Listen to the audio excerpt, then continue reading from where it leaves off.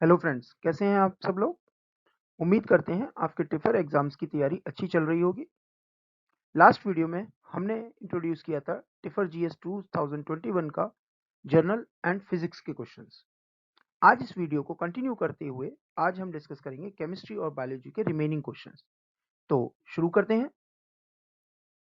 Chemistry section में जैसा कि आपको पता है 15 क्वेश्चन होते हैं। उन 15 क्वेश्चंस को वन बाय वन हम लोग डिटेल में डिस्कस करते हैं। 700 ml of colorless solution is present in each of the two bottles, right? Bottle A है और bottle B है. The label on A reads 1 molar NaCl, while that on B reads 1 mole NaCl. Which of the following statement is correct? देखिए, इस question को अगर आपको solve करना है तो सिंपल बेसिक नॉलेज आपको मोल्स की चाहिएगी। फर्स्ट केस में आपको क्या दे रखा है? फर्स्ट केस में आपको दे रखा है 1 molar NaCl. That simply means कि आपके पास है 1 मोल इन 1000 ml. ठीक है, आपने कितना ले रखा है 700 ml, तो ऑब्वियसली आपके 700 ml में 1 मोल से तो कम ही सॉल्ट होगा, यानी बॉटल ए में 1 मोल से कम है, जबकि बॉटल बी में 1 मोल पूरा है। तो इसका मतलब है जो अमाउंट है NaCl का वो बॉटल ए में कम है जबकि बॉटल बी में ज्यादा है। Option C has to be the correct answer. The pK of a monobasic organic acid is 4.2. The pH at which 95% of the acid will be in ionized form is it 5.02, 5.38, 2.92 या 3.71? देखिए, इस question को solve करने के लिए आप एक काम करिए, आप एक टिपिकल ऑर्गेनिक एसिड को डिसोशिएट करिए in proton and its conjugate base, और डिग्री ऑफ डिसोसिएशन को अगर आप करेंगे तो एसोसिएशन जो आपका कांस्टेंट होता है Ka, उसका जो फॉर्मूला है उसमें पुट ऑन करिए वैल्यूज। अब जो pK वैल्यू है उससे आप अगर Ka निकालेंगे which will come around 6.3 into 10⁻⁵, और आप इससे अल्फा की वैल्यू दे रखी है 0.95। इन वैल्यूज को अगर आप प्लेस करेंगे तो आपको C की वैल्यू मिल जाएगी। C means concentration of the remaining acid. जो एसिड की आपको जब कंसंट्रेशन मिल जाएगी तो उससे आप प्रोटॉन की कंसंट्रेशन निकालिए, और उससे जब आप पीएच कैलकुलेट करेंगे तो that will come around 5.479। That means the option has to be 5.47, जो कि सबसे क्लोजेस्ट होगा ऑप्शन बी के। Option B is the correct answer. Which amino acid में प्रोड्यूस फॉलोइंग टाइट्रेशन कर्व? देखिए, ये क्वेश्चन तो बहुत सिंपल है। आपके 3 टाइट्रेशन कर्व आ रहे हैं, जिसमें से एक आ रहा है आपका एसिडिक साइड पे, एक आ रहा है बेसिक साइड पे। ये एक टिपिकल COO माइनस का डिसोसिएशन है, ये एक टिपिकल अमोनिया का डिसोसिएशन है NH2 ग्रुप का। ये जो है ये इंपॉर्टेंट पीके है। पीके 6 जो होता है वो होता है आपका हिस्टिडिन का। अगर एक हिस्टिडिन का आप एक टिपिकल कर्व देखेंगे डिसोसिएशन, तो जो पीके आर है यानी कि साइड चेन का, वो हिस्टिडिन का होता है। तो इस क्वेश्चन का आंसर होगा option B. CH3CHO and C6H5CH2CHO can be distinguished chemically by Tollens reagent test, Fehling solution test, Benedict test या iodoform test। देखिए, since both the compounds are aldehyde, Benedict, Tollens, Fehling they will be of no use। हाँ, आप use कर सकते हैं iodoform test। iodoform test में क्या होता है, जो carbonyl compounds with the structure R, C double bond O and CH3, किसी भी केमिकल में अगर ये ग्रुप है तो उसको आप रिएक्शन करवा सकते हैं आयोडीन एंड NaOH के साथ, और वो आपको प्रेसिपिटेट देगा और पॉजिटिव रिएक्शन देगा। तो आप देख सकते हैं इसमें आपका CH3CHO यानी एसिटाल्डिहाइड ग्रुप वो आपका पॉजिटिव आयोडोफॉर्म देगा, जबकि C6H5CH2CHO वो आयोडोफॉर्म टेस्ट नहीं देगा। सो आंसर क्या होगा? Option D. 8.4 mg NaHCO3 powder was slowly added to 10 ml 0.03 molar HCl in a 50 ml beaker। देखिए 50 ml beaker है, 50 ml कैलकुलेशंस में नहीं यूज होगा। with stirring, after all effervescence has ceased, what would be the pH of the solution? Is it 1.69, 2, 2.23 या फिर 1.52? Again इस question को हमने यहाँ पे सॉल्व कर रखा है। आप देख सकते हैं आपको कैसे सॉल्व करना है। आपको मॉलिक्यूलर वेट दे रखा है सोडियम बाइकार्बोनेट का, आपको मॉलिक्यूलर वेट पता है ऑलरेडी।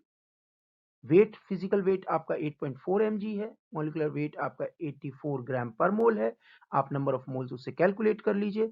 कॉन्सेंट्रेशन ऑफ HCl दे रखी है, वॉल्यूम से आप नंबर ऑफ मोल्स निकाल सकते हैं, right. NaHCO3 mole by mole react करता है HCl के साथ और उससे निकलते हैं आपके effervescence of carbon dioxide. 1 mole NaOHCO3 react करता है 1 मोल HCl से और 1 मोल NaCl 1 mole water and 1 mole carbon dioxide बनाता है, जैसे कि आप रिएक्शन में देख सकते हैं। तो आपके पास ऑलरेडी थे कितने 0.0001 मोल सोडियम बाइकार्बोनेट रिएक्ट करेगा अगर उतने ही मोल HCl से, तो आपके पास रिमेनिंग HCl जो बचेगा वो रहेगा आपके पास 0.0002 मोल। आपको कंसंट्रेशन ऑफ HCl निकल जाएगा, उससे आपका मोलैरिटी ऑफ HCl निकल आएगा और उससे अगर आप pH कैलकुलेट करेंगे तो that will be coming around 1.7। That means option A is the closest answer. Using the bond energy data given in the parenthesis, what would be the expected enthalpy for the following reaction? Hydrogen gas plus fluorine gas give rise to 2 molecules of HF। और आपको hydrogen bond hydrogen का enthalpy दे रखा है, similarly fluorine by fluorine bond का दे रखा है और HF बॉन्ड्स का भी दे रखा है। आपको कैलकुलेट करना है कि expected enthalpy for the formation of 2 HF molecule कितनी होगी।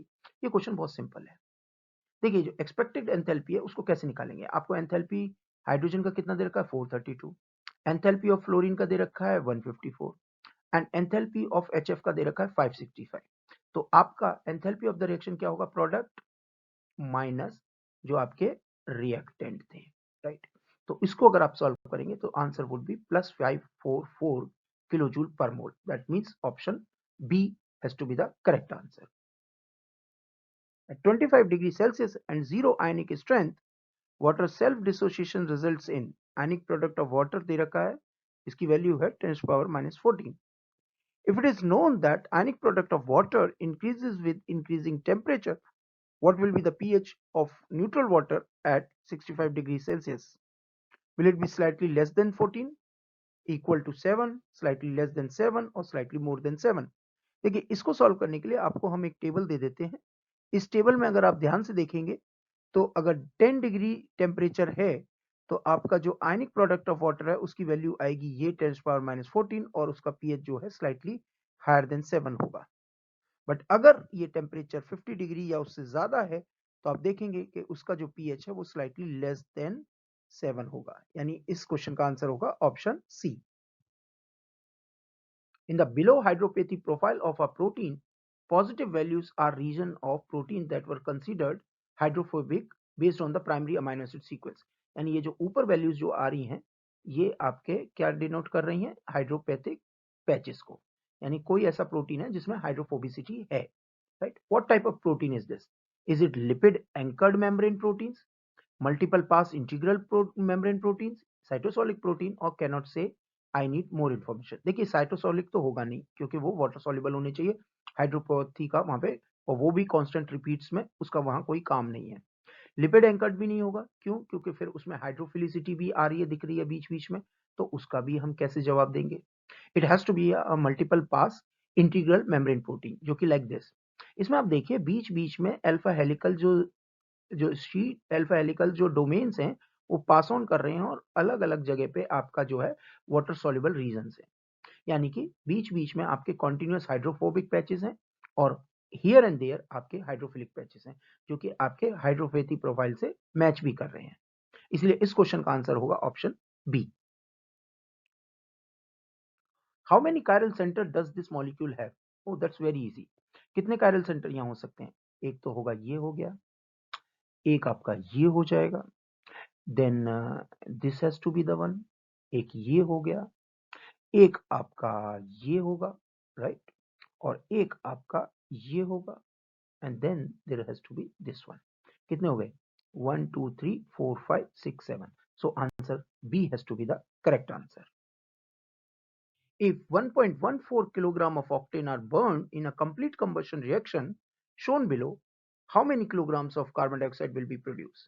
एटॉमिक मार्क्स दे रखे हैं और रिएक्शन जो है बैलेंस्ड इक्वेशन आपको दे रखी है। देखिए इस इक्वेशन के हिसाब से अगर हम 2 मोल ऑक्टेन लेते हैं तो हमें 16 मोल ऑफ कार्बन डाइऑक्साइड मिलती है। देखिए यहां पर, राइट। नाउ 1 मोल कितना देगी? 8 मोल्स, राइट। मॉलिक्यूलर वेट आपके पास है, डन।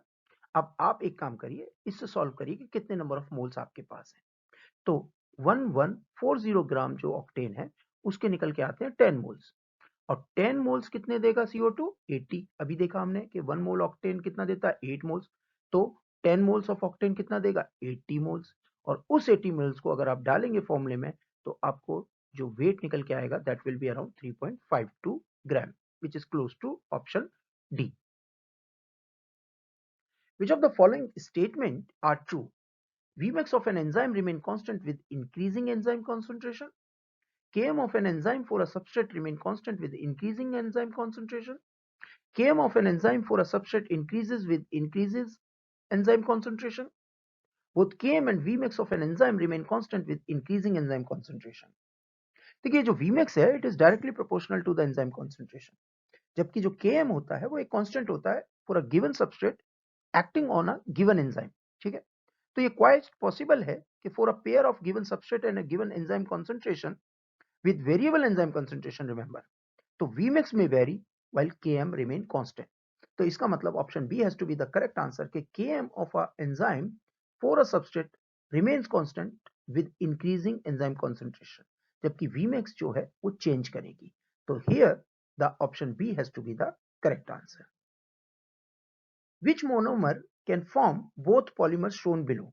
Okay, देखिए 3 हाइड्रोक्सी ब्यूटेन 2 इनोइक एसिड यानी कि बीटा हाइड्रोक्सी एक्राइलिक एसिड जो कि ऑप्शन आपका बी है. ये जो है chemical it has a property to make both the polymers. In fact अगर आपको देखें इंडस्ट्री में भी this organic acid which is unsaturated it is used as a precursor for the synthesis of various other organic compound. तो here the option B is the correct answer, that beta hydroxy acrylic acid is used to make both the compounds as said.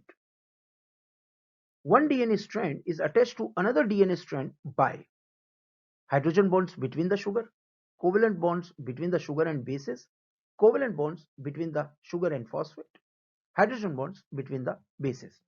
देखिए DNA strands which are wrapped with another DNA strand, they are being stabilized by hydrogen bond between the complementary base. ये देखिए जो covalent bonds होते हैं वो एक strand में तो काम करेंगे पर दोनों स्ट्रैंड एक दूसरे से इंटरेक्ट करते हैं through hydrogen bond. So option D has to be the correct answer. You find that a compound with the formula C5H10O has 4 peaks in its primary NMR spectrum. What is this chemical? Is it 3-methyl butane 2-one, pentanal, pentane 2-one और pentane 3-one? देखिए जो pentane 2-one है इसका structure क्या होगा पहले उसको देखते हैं. It will be having CH3, CH2, CH2, C double bond O and CH3. इसका एनएमआर स्पेक्ट्रम क्या आएगा? इसका आएगा एक सिंगलेट. इस वाले के बगल में कितने हैं? 2 प्रोटॉन है तो इसका आएगा ट्रिपलेट, राइट. इसके बगल में कितने प्रोटॉन्स हैं? 3 हियर 2 हियर, तो इसका मतलब इसका आएगा सेक्सेट. ठीक है, एंड देन इसके बगल में कितने हैं? इसके बगल में है 2 प्रोटॉन तो इसका आएगा ट्रिपलेट. ये जो पीक स्प्लिटिंग है ये नोई की वजह से होती है. 4 आपकी मेन पीक्स हैं जो कि स्प्लिटिंग पैटर्न शो करेंगी जैसा कि आप डायग्राम में देख भी सकते हो. तो option C has to be the correct answer. What are the deamination product of cytosine and 5-methyl cytosine respectively? Is it thymine and uracil, thymine in both the cases, uracil and thymine और uracil in both the cases? देखिए जब भी आपका cytosine डीअमीनेट होता है तो उसका ammonia जो है वो यहाँ से रिलीज होता है and it becomes a uracil, जबकि आपका 5-मिथाइल साइटोसिन अगर डीअमीनेट होगा तो बनेगा 5-मिथाइल यूरेसिल या फिर थाइमीन. तो ऑप्शन क्या होगा? Uracil and thymine respectively, option C. इसी के साथ हमारे केमिस्ट्री के जो 15 क्वेश्चंस हैं वो हमने कितनी जल्दी कवर कर लिए. अब हम एंटर करते हैं 15 क्वेश्चन ऑफ बायोलॉजी के जो कि थोड़े ट्रिकी होते हैं. अगर आप उन पर ध्यान से फोकस करेंगे तो you will be able to solve those questions as well. चलिए शुरू करते हैं. Making a protein from a gene in eukaryotic cell involves first transport of mRNA, then its processing, then transcription, then translation. First transcription of the RNA, then its transport, then processing, then translation. First translation of the RNA, then its transport, then its processing, then transcription. या फिर first transcription of the RNA, then its processing, then its transport and then translation. देखिए, अगर आप इसको ध्यान से देखें तो जब भी हमारा आरएनए सिंथेसिस होता है तो सबसे पहले क्या होता है? Transcription of RNA. उसके बाद उसकी प्रोसेसिंग होती है, देन उसका ट्रांसपोर्ट होता है फ्रॉम न्यूक्लियस टू साइटोसोल, और देन ट्रांसलेशन बिजनेस होता है। यानी option D is the correct answer. The 2020 Nobel Prize in Chemistry was awarded to Jennifer Doudna and Emmanuel Charpentier for their work on developing CRISPR-Cas9 system for the gene editing. This system is naturally an antiviral defense mechanism found in the plants, an antiviral defense mechanism found in the bacteria, an antibacterial defense mechanism found in the plants, or an antibacterial defense mechanism found in simple eukaryotes such as fungi. देखिए, microbes like bacteria and archaea, they use CRISPR-Cas9 as a part of their defense mechanism. और ये किस लिए होता है? To ward off the viruses and cleave their DNA, right? तो यानी कि ये क्या है? एक एंटीवायरल डिफेंस मैकेनिज्म है जो किस में मिलता है? बैक्टीरिया में।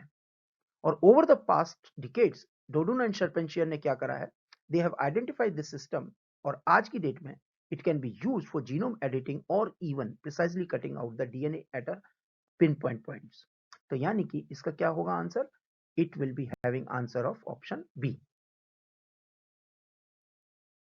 At which mitotic stage can standard karyotyping be performed using photo microscopy of the cell? That's very easy. देखिए, karyotyping जो होता है, it involves the analysis of entire chromosome complement through the microscope. और जो dividing cells होती हैं उनको harvest किया जाता है during metaphase, which is a time of greatest chromosome condensation. और उसको हम disrupt करते हैं spindles को using drug such as colchicine. तो इसका मतलब है मेटाफेज हमेशा कैरियोटाइपिंग के लिए यूज होता है, क्योंकि उस टाइम पे जो आपके क्रोमोसोम्स होते हैं वो सबसे ज्यादा कंडेंस्ड होते हैं। तो option C is the correct answer. Which of the following amino acid do you expect to find in higher proportion within histone compared to a cytoskeleton protein? That's very easy. Histones के अंदर obviously आपके lysine and arginine सबसे ज्यादा होंगे, यानी K and R. Option A is the correct answer. A human cell passes through 4 phases called A, B, C, and D, each phase lasting for different lengths of time. At the end of D, the cell returns to A to continue this cycle. In an experiment, a static snapshot of 10 to the power 6 unsynchronized cells were taken, and it was found that 3 lakh cells were in phase A, 4 lakh cells were in phase B, 2 lakh cells were in phase C, and rest in phase D. If the total time spent by one cell in the 4 phase is known to be 24 hours, which of the following statement is true? The time spent in phase A is 5.2 hours. The time spent in phase B is 9.6 hours. The time spent in phase C is 3.8 hours. The time spent in any one phase cannot be obtained from the given information. नहीं, ऐसा नहीं है, हम इस data को निकाल सकते हैं। इसका आंसर बेसिक बी है। Let's solve it. कैसे होगा? ठीक है, टू सॉल्व दिस प्रॉब्लम हमें कॉन्सेप्ट जो रिलेटिव फ्रीक्वेंसी का है वो आना चाहिए, और वो बड़े आराम से हम निकाल सकते हैं। देखिए, फॉर एग्जांपल फेज ए में हमारे पास कितनी सेल्स थी? 3 लाख, और टोटल सेल कितनी? 10 to the power 6। तो उससे हमारी जो रिलेटिव फ्रीक्वेंसी कितनी निकल के आई? 0.3।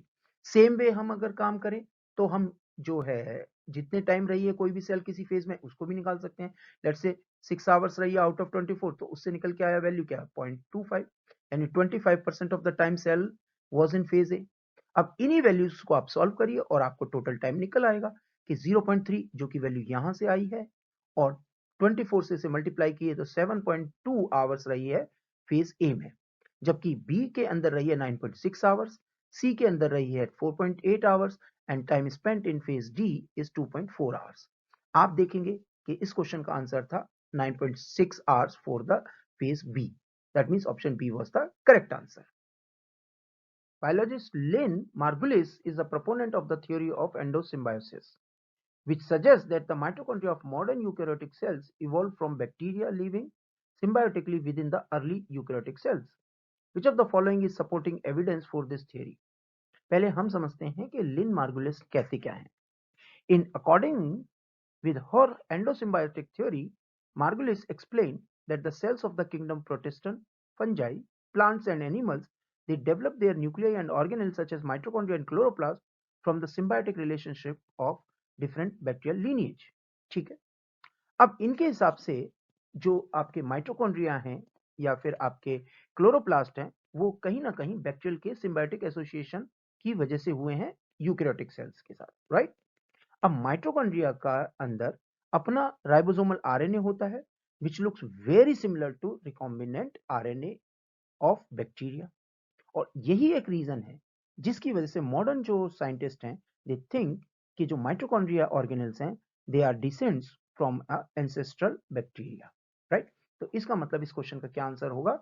Option B, that mitochondrial ribosomal RNA is more similar to the bacterial ribosomal RNA than to the eukaryotic ribosomal RNA transcribed from the nuclear DNA, right? So option B is the correct answer.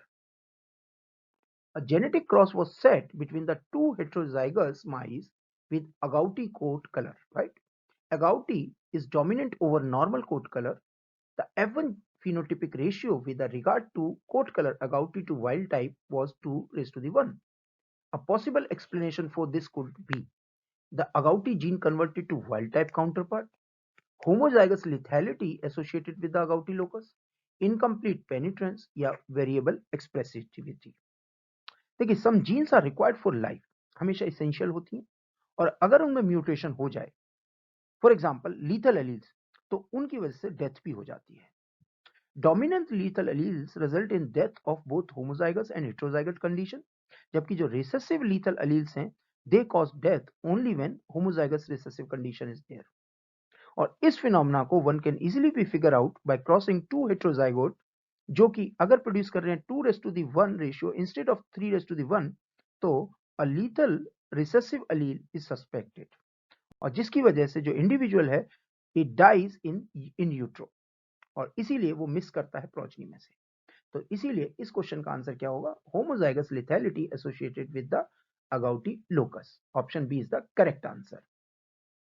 A group of three cells, the P6P, P5P, and the anchor cells are clustered together in the Xenorhabditis elegans hypodermis.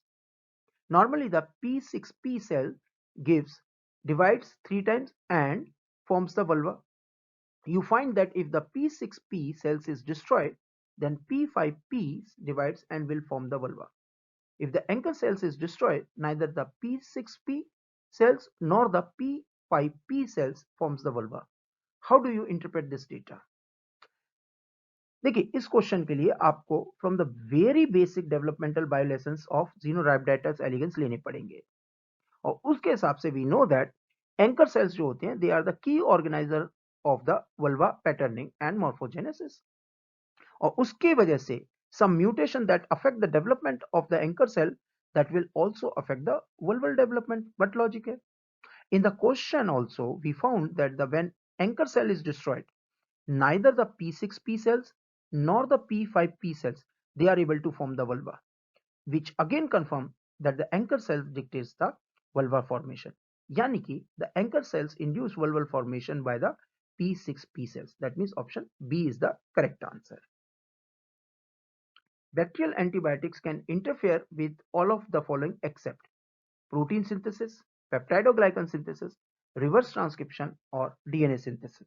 देखिए, जो reverse transcription है that process is associated with virus not the bacteria, तो यानी कि option C has to be the correct answer. A series of beakers of water of different temperature are placed in front of you. You place your finger in each one and select the beaker containing water of the highest temperature. How did your brain know? The brain receives action potential of different intensity that are proportional to the temperature. Action potential are only set when the temperature of the water exceeds a certain threshold. The number of action potential per second increases as the temperature increases, या फिर action potentials are received in different part of the brain when temperatures are higher. देखिए, temperature sensation it is mediated by the peripheral nervous system, specifically sensory neurons which are called thermoreceptors. और ये जो thermoreceptor हैं they generate action potential in response to temperature changes. The rate of firing of यानी कि number of action potential per second in the neuron increases as the temperature of the stimulus such as water increases.